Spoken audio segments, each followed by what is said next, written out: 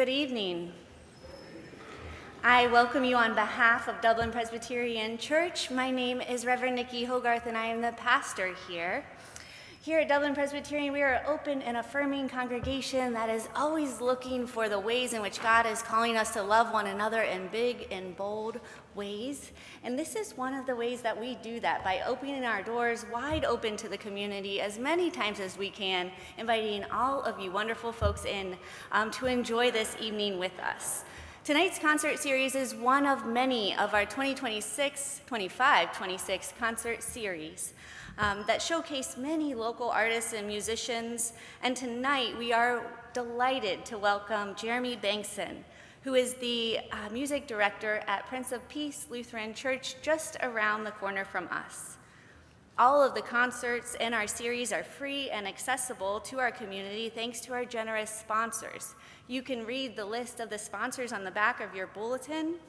This year's principal sponsor is Kurt Williams and his family, who have dedicated this year's series in memory of Marilyn Williams, beloved wife, mother, grandmother, and beyond, and one of the founding members of this congregation that blessed us for many years with her bright spirit, love of children, love of music, and many more gifts.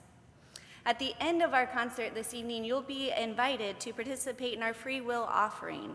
You can do that using the plates that will be outside the doors as you leave. You can also do that using the QR code on your bulletin. Tonight's offering will support our 2026 summer mission trip to Point Pleasant, West Virginia. You can read a little bit more about that in your bulletin. Every year we go on this trip and we work on homes, building houses, building ramps into houses to make them a bit more accessible for folks that are aging or have any physical limitations that are not allowing them to safely enter and exit their home. So we would greatly appreciate any support you are able to offer. Tonight's concert, Recital, as you know, showcases this beautiful instrument. So I would be remiss if I didn't also give a special thank you to Grant and Cheryl Varian, who donated this beautiful instrument in 2018. So thank you so much. We only have one more concert in this year's series. It will be on May 17th, titled Then Sings My Soul, also at 4 p.m., and we'll showcase our DPC choir, orchestra, and praise team singing many of our favorites. Lastly, restrooms are located down the back hall just past the kitchen. There's also a drinking fountain if needed. Please silence your cell phones. Enjoy the recital, and you are welcome to stay for all of the cookies and fellowship that you can at the close. All right, enjoy. Jeremy, welcome. Yes.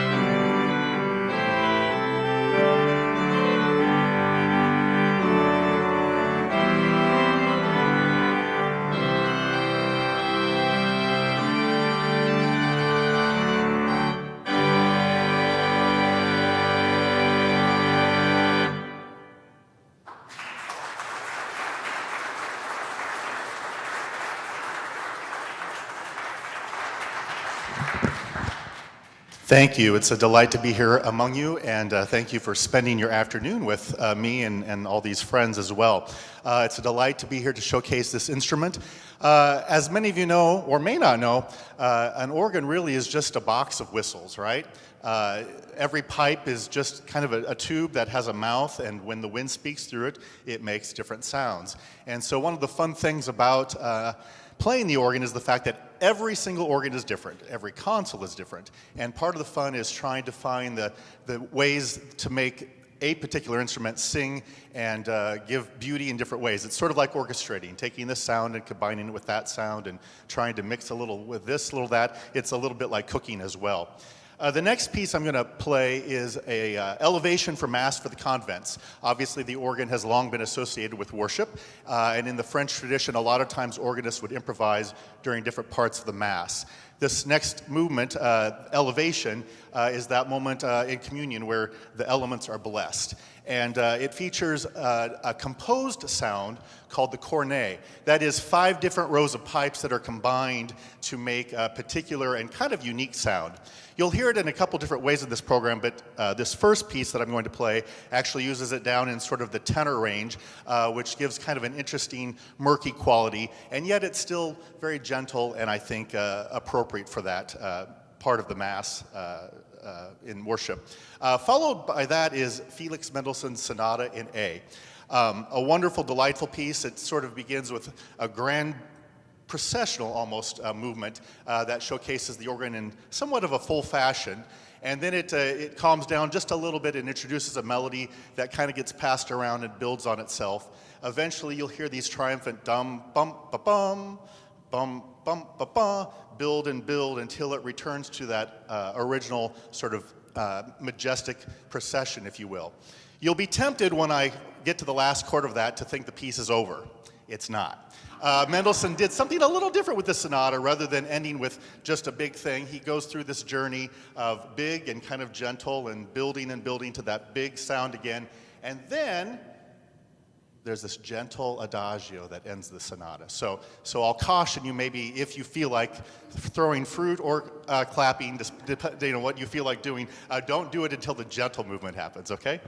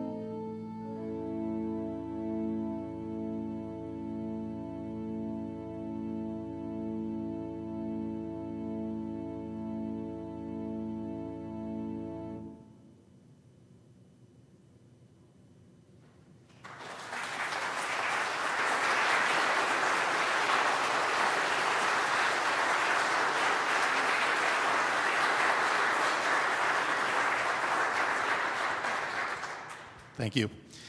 The next two pieces, Phoenix Processional and The Peace May Be Exchanged, are both by composer Dan Locklear. The procession, as you might imagine, feels like a procession. It would maybe conjure images of a wedding or graduation.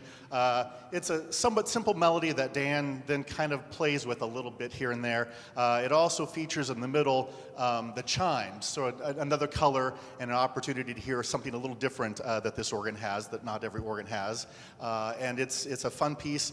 And that will be followed by a work called The Peace May Be Exchanged from Dan Locklear's collection called Rubrics. Rubrics are those little notes sometimes in hymnals or bulletins that say, please stand, or please do this, please do that. Well, sometimes the rubric is, please share the peace with one another. And that is what this is meant to represent. You'll hear it's, the processional is kind of festive. It also has a gentle middleness before it goes festive again at the end. The Peace May Be Exchanged is this simple melody, sort of these duets. There's a melody that starts in the right hand on the principal stop, which is sort of the core foundation sound of the organ. It's not loud, but it's got a noble sound. And then there's this sort of duet happening in the left hand, and actually there's a duet happening in the feet. And a lot of times you have these melodies that hit each other and clash and then resolve. And that's really what the whole piece is about. In this world that we live in that continues to need to find more peace, I think it's appropriate. So listen for those clashes, but then finally that ultimate resolution.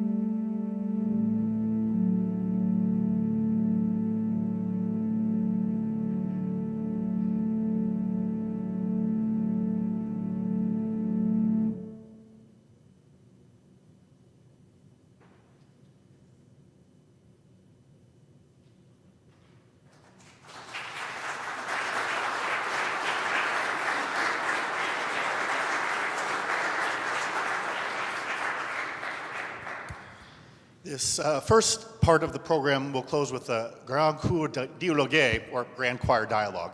The organ is in different compartments. The pipes you see exposed here, of course, there's nothing impeding their sound, but there's a whole section of pipes that is in a small closet, if you will, and the sound can be controlled in terms of the volume just by opening and shutting the doors, right? If I put my hand here, of course, my sound isn't as loud, and if I move my hand, that means the sound is unimpeded. So this is sort of a dialogue between the two divisions of the organ, sort of the grand org and the choir org. Again, in some of the English cathedrals, there's often a grand org in the back of the building, and then there's a small organ that accompanies the choir up front. And so a lot of times organists would play with these spaces and create dialogues between the two instruments. So this is Jigu's Grand Choir Dialogue.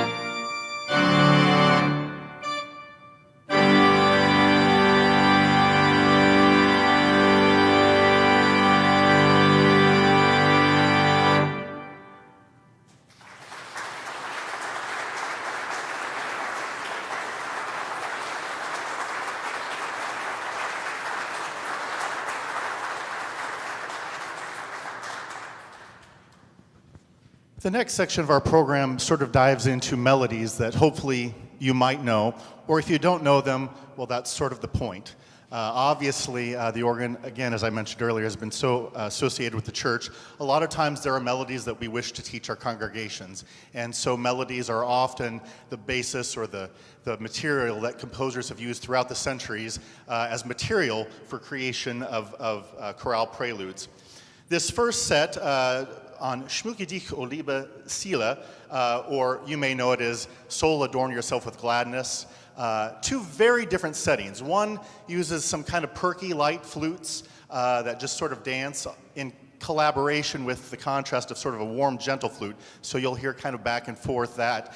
And then Brahms' setting of that same tune, the melody is much, much slower, but what he does is create this chromatic crawling, and that makes it sound creepy, but it's actually beautiful how he just kind of slowly weaves from this harmony to that harmony, and so the interest really is in what happens that sort of decorates the tune. Even though the tune is there, it's a lot slower than it is in the first setting. So two settings of this lovely hymn.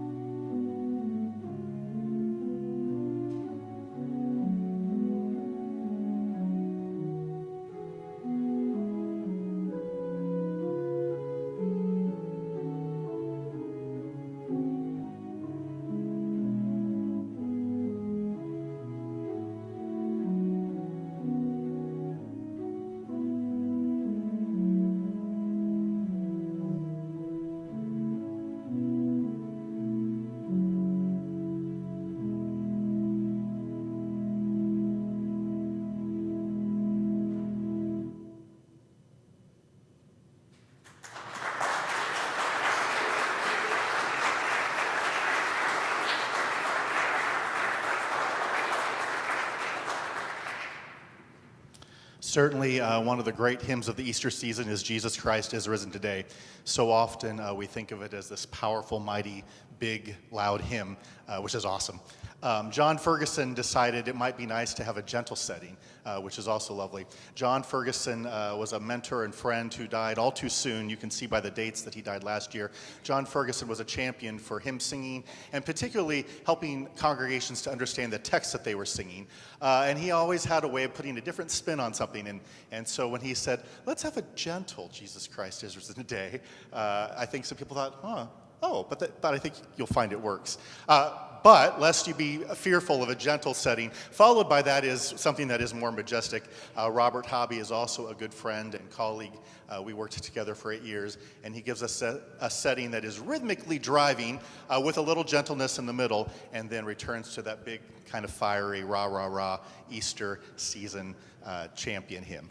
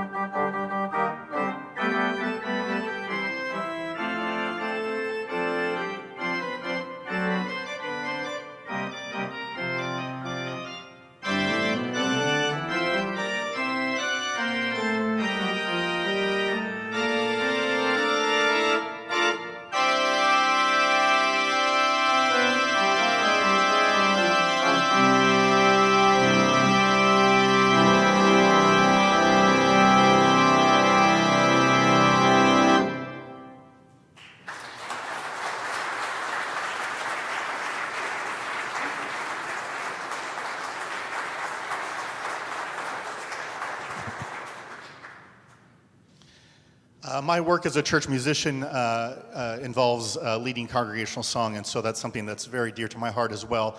And so these last couple pieces are examples of things that have come out of my work. Healer of Our Every Ill was actually a commission by Brian Johnson, who's a church musician downtown in Columbus at one of the Methodist churches there, and a collection of 3 hymns that dealt with sort of gentleness and healing.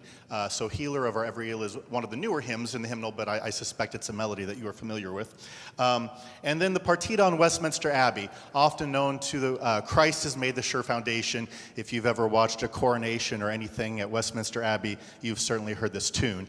When it first came out in our hymnal, it was an opportunity to sort of teach the congregation that melody, again, trying to find ways to get it in their ears. So the Westminster Abbey is actually a partita. It's 4 little movements, each of them fairly short, but you'll hear 4 different treatments of the hymn. There'll be sort of a trumpet tune chorale, there's a little dance jig, there's an ornamented chorale that uses that cornet stop that I mentioned earlier, the composed stop, but it features it in the upper end, and then a toccata to finish off the program. Thank you.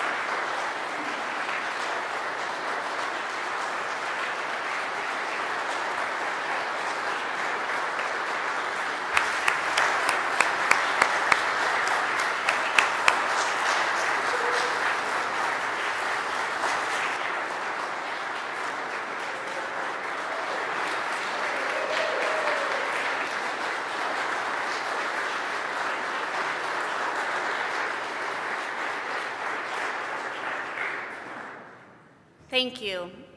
Thank you, Jeremy. Thank you all for coming and sharing your afternoon and your evening with us. Please do stay.